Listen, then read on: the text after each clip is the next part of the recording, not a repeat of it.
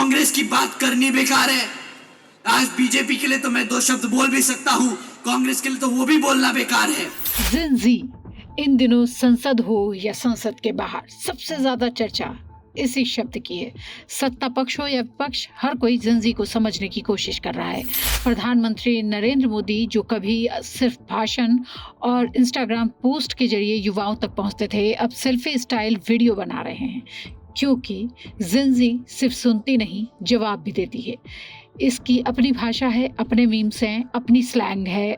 ये तारीफ भी खुलकर करती है और गुस्सा भी उतनी ही तेजी से दिखाती है।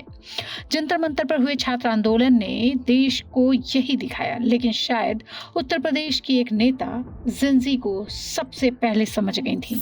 नाम है मायावती और वजह है क्योंकि उनके घर में ही एक जिंजी नेता है, आकाश आनंद।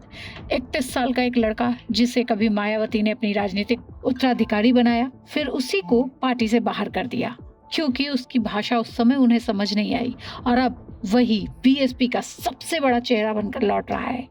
लेकिन कहानी सिर्फ वापसी की नहीं है, कहानी इस बात की है कि क्या बीएसपी अब जिंजी की भाषा बोलना चाहती है। पेपर लीक आंदोलन के बाद उत्तर प्रदेश की राजनीति बदल चुकी है। नौकरी, भर्ती, पेपर लीक और सिस्टम पर भरोसे का संकट बना हुआ है। यही आज के युवा के असली मुद्दे हैं। बीजेपी हो, समाजवादी पार्टी हो या कांग्रेस, हर पार्टी युवाओं तक पहुंचने में लगी है, और अब बीएसपी ने भी अपना सबसे बड़ा कार्ड खेल दिया है। आकाश आनंद 10 अगस्त हाथरस, यहीं से उनकी दूसरी राजनीतिक पारी शुरू होगी। 25 अगस्त को जेवर और उसके साथ ही 2027 विधानसभा चुनाव के उम्मीदवारों का ऐलान भी। मतलब बीएसपी इंतजार नहीं कर रही, वो अभी से चुनावी मोड में आ चुकी है। आकाश आनंद की कहानी किसी सीधी राजनीतिक यात्रा की नहीं है। 2024 के लोकसभा चुनाव से पहले मायावती ने उन्हें अपना उत्तराधिकारी घोषित किया था। पूरा चुनाव प्रचार लगभग उनके भरोसे था। युवा चेहरा, आक्रामक अंदाज और मंच पर बिल्कुल अलग बॉडी लैंग्वेज। लेकिन फिर सीतापुर की एक रैली में उन्होंने योगी सरकार और बीजेपी पर बहुत जबरदस्त हमला बोला। उन्होंने सरकार को आतंकवादी सरकार जैसा बताया और लोगों से कहा कि ऐसी सरकार को जूते मारकर सत्ता से बाहर कर देना चाहिए। यहीं से सब बदलता चला गया। उन पर केस दर्ज हुआ। कुछ ही दिनों में उत्तराधिकारी का दर्जा खत्म हो गया। राष्ट्रीय समन्वयक का जो पद दिया गया था कुछ दिन पहले, वो भी खत्म हो गया। चुनाव प्रचार से हटा दिया गया और फिर मायावती ने सार्वजनिक तौर पर कहा कि आकाश आनंद पार्टी से ज्यादा अपने परिवार के प्रभाव में काम कर रहे हैं, और आखिरकार उन्हें पार्टी से भी निकाल दिया गया। उस वक्त लगा शायद उनका राजनीतिक करियर यहीं खत्म हो गया है, लेकिन राजनीति में द एंड बहुत कम होता है। आकाश आनंद ने माफी मांगी, पार्टी के प्रति निष्ठा जताई और फिर वापसी हुई। पहले मुख्य राष्ट्रीय समन्वयक बने, फिर राष्ट्रीय संयोजक और अब उत्तर प्रदेश में बीएसपी के सबसे बड़े प्रचारक। दिलचस्प बात यह है कि जब वो पहली बार मंचों पर आए थे तो उनकी आक्रामक स्पीच, तेज अंदाज और सीधी भाषा ने युवाओं का ध्यान खींच लिया था।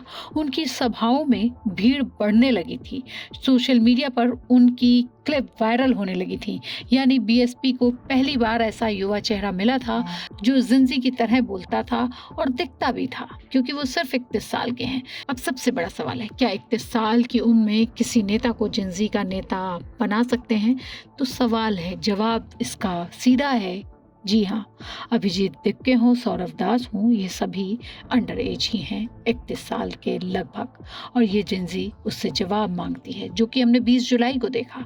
नौकरी पर, पेपर लीक पर, भर्ती पर और अपने भविष्य पर, क्योंकि यह आज का युवा जाति से पहले करियर देखता है, नारों से पहले रिजल्ट और वादों से पहले भरोसा। 2027 का चुनाव अभी दूर है, लेकिन इतना तय है, उत्तर प्रदेश की अगली सबसे बड़ी राजनीतिक लड़ाई जिंजी के वोट पर लड़ी जाएगी, और इस लड़ाई में मायावती ने अपना सबसे बड़ा दांव चल दिया है। अब फैसला जिंजी के हाथ में है कि आकाश आनंद उनके नेता बनेंगे या बीएसपी का एक और अधूरा प्रयोग साबित होंगे। रिपोर्ट आपको कैसी लगी हमें जरूर बताएं और देखते रहिए आज तक। मैं हूं पूजा मेहरोत्रा।